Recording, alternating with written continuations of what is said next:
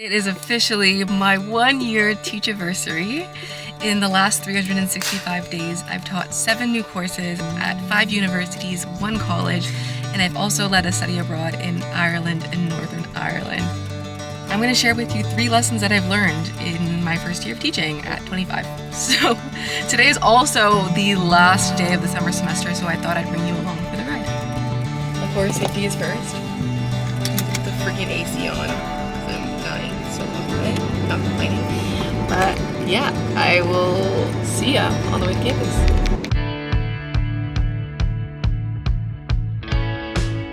Let's fucking do it! Okay, we have arrived at campus and I'm heading to my building for my lecture.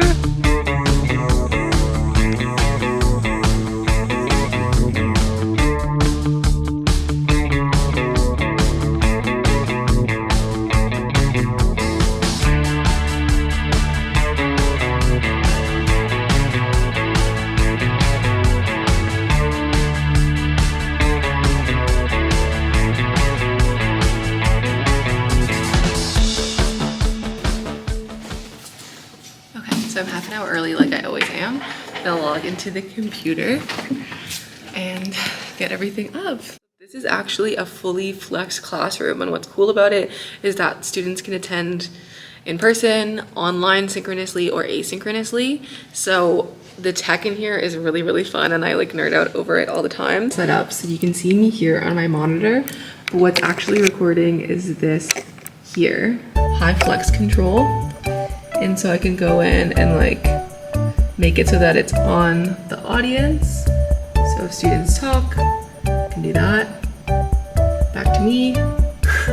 And then you can zoom in. So if I really want them to see my forehead, they can. I can also zoom out.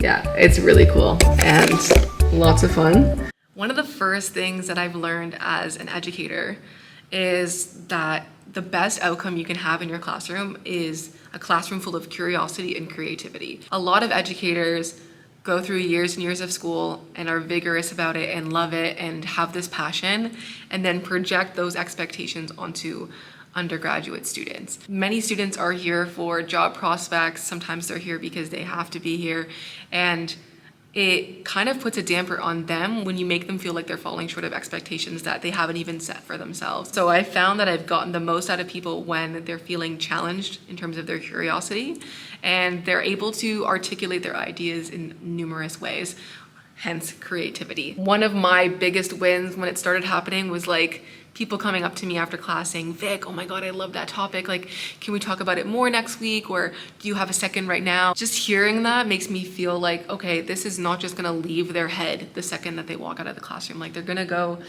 to the dinner table, or they're gonna go on a date, or they're gonna go to work, and they're gonna say these things and really think about them, and it matters to them. When you lead foremost with curiosity and creativity, your students are gonna find learning and showing up in your class a lot more authentic to them, and of course interesting, which is so important. I walked into my class one day and we're gonna do an escape room to study for the final exam, and students have looked at me like I've had 5 heads, and once they kind of realize, oh yeah, like, you know what, this actually isn't cringe, like this is actually fun and a good way to learn, they embrace it, and you just see these 20-somethings become children again, and they love it. I will never shy away of taking the extra step or going the extra mile to make something more engaging, because I know that that's what sticks. That's what helps people fall back in love with learning.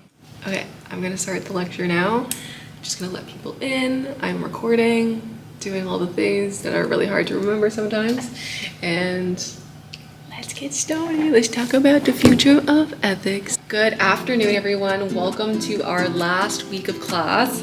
Today we're going to talk about some of the ways that we're seeing technology implemented into the human being, and how this has already kind of made a splash in terms of ethics. This includes technologies such as genetic engineering, nanotechnology, artificial intelligence, which we all see and use probably every single day. Also, we can talk about ChatGPT. I am not really afraid of ChatGPT because I use my please and thank yous whenever I ask it to do something for me. When you have a plant in your brain like that. The line between being human and machine is the learning itself. Very interesting conversation and something that we're gonna see a lot of in the future. I don't know what I'm gonna do when that day comes. Those who are fleeing countries with terrible human conditions, people who are seeking refuge, they get denied access to citizenship. But then we have this robot, Sophie, that just comes up out of nowhere, is created by human beings, and they're like, yeah, here's citizenship to Saudi Arabia. That is insane to me. So because we created AI, if AI does something terrible, are we morally responsible for that? So can we trust robots to make ethical decisions on our behalf? I don't know. Bye, 2029. You were so sweet to me. I'll remember you forever. Bye.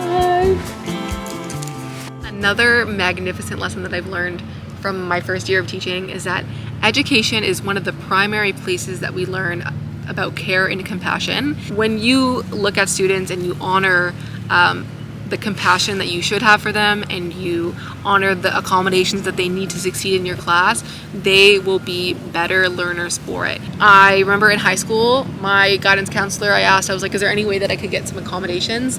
And he said no, because when I go to university, I was like, bold of you to assume that I'm going to university. He was like, when you go to university, they're not going to give you accommodations. You need to like learn now how to be in the real world. And I was like, cool. Thankfully, I had teachers that really went out of their way to make sure that I succeeded, and that set a foundation in me as an educator to be like, there is no reason why I need you to submit this by such and such a date when I know that you have a part-time job, or you've communicated that you're having family troubles, or you've communicated that you are the first ever in your family to pursue education, or you have a religious holiday. There are so many reasons why students might not show up the way that you expect them to, but it doesn't mean that they don't care, and it doesn't mean that they're not trying their best.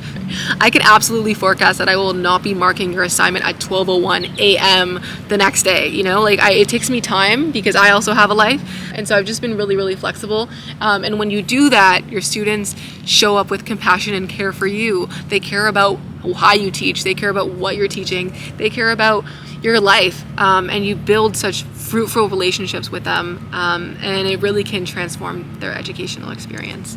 Okay, so for my last lesson that I've learned, I'm gonna go down to Lake Seneca. I've never been there. This campus has a massive lake. It looks beautiful. So I thought I would just go sit there and enjoy it while I can, take it all in.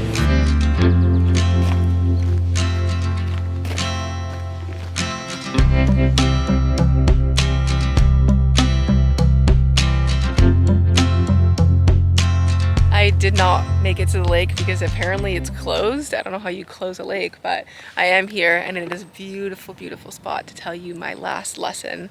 And that is that teaching, especially on the post-secondary level, and I can imagine for every other level, is not for the faint of heart. You are going to be subject to a lot of criticism by students, your peers, and by peers I mean other faculty members. There were definitely times where I felt like I wasn't good enough. I felt like an imposter, and I tried never to show up to my classroom feeling like I didn't belong, because I loved it. Like, you know, when you start something and it comes so naturally to you that you're like, whoa, where has this been all my life? That's how teaching feels for me. I really do love it. I just feel like, as someone who sometimes is, you know, has a faint of heart, getting the criticism from students, seeing things online about me or things like that, it only has happened like, you know, so proportionately little to what actually people have said such nice things about me, but they stick with you, especially when you care so much about your job. It's an isolating job. It's a lot of work, a lot of research, a lot of time and energy that you're going to put into people. But at the end of the day, I would not trade this last year for the world. It was the best thing I could have been doing with my time, and I'm so grateful for all the people that took a chance on me. Seneca gave me my first course, and then I taught at the school I graduated from.